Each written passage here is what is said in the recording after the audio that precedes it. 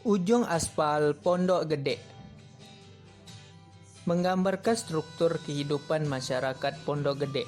Dilukiskan dalam sebuah lagu tersebut, Iwan Fals lahir dalam rumah yang terbuat dari bambu yang keadaan sekitarnya begitu damai, rimbun, dan anggun.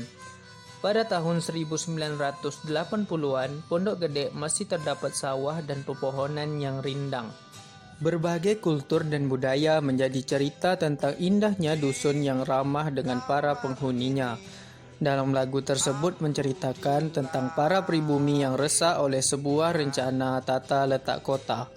Tidak mustahil kalau cerita itu juga mengungkit ingatan kita tentang undang-undang agraria. Sedikit menyinggung masalah hak para pribumi yang pernah terjadi sepanjang masa, sengketa tanah menjadi pembicaraan hangat di kedai-kedai warung kopi. Sayang ketika lagu ini menjadi hits di kalangan para pemuda, mereka belum siap dengan segala bentuk permasalahan sehingga mereka hanya terbuai oleh lantunan keindahan sebuah syair.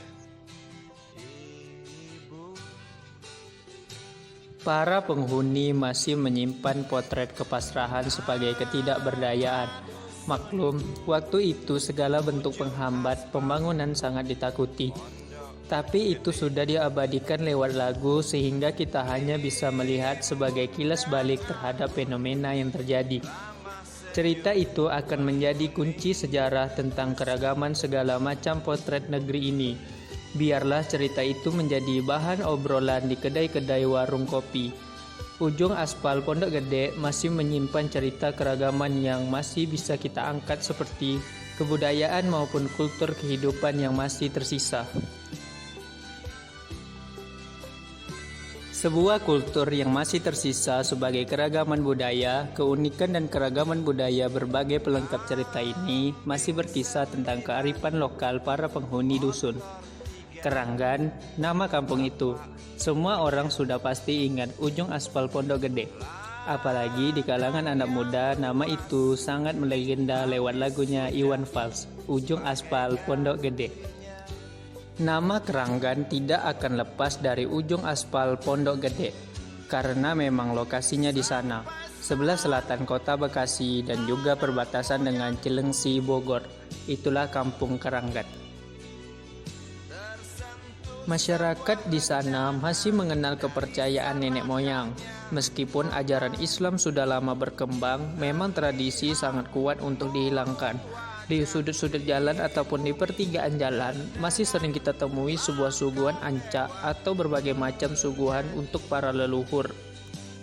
Tetapi di balik kultur budaya mereka tersebut, sisi sosiologis yang harus kita perhatikan, bagaimana penduduk komunitas ramah menjadi komunitas tamak akan kerasukan tanah, pribumi dipaksa pergi padahal mereka pun bisa dalam mewujudkan suatu perubahan sosial.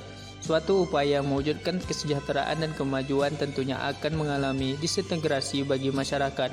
Hal itu fakta dan selalu terjadi manakala perubahan sosial terjadi.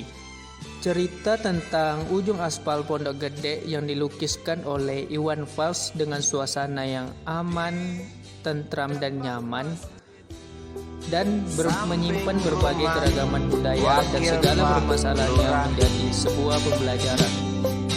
Tempat dulu kami bermain, mengisi cerahnya hari. Namun sebentar lagi angkuh tembok pabrik berdiri.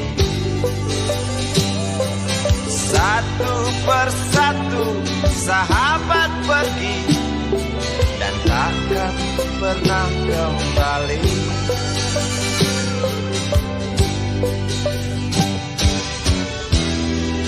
Sampai saat tanah moyangku tersentuh sebuah rencana dari serakahnya kota. Terlihat murung wajah pribumi, terdengar langkah hewan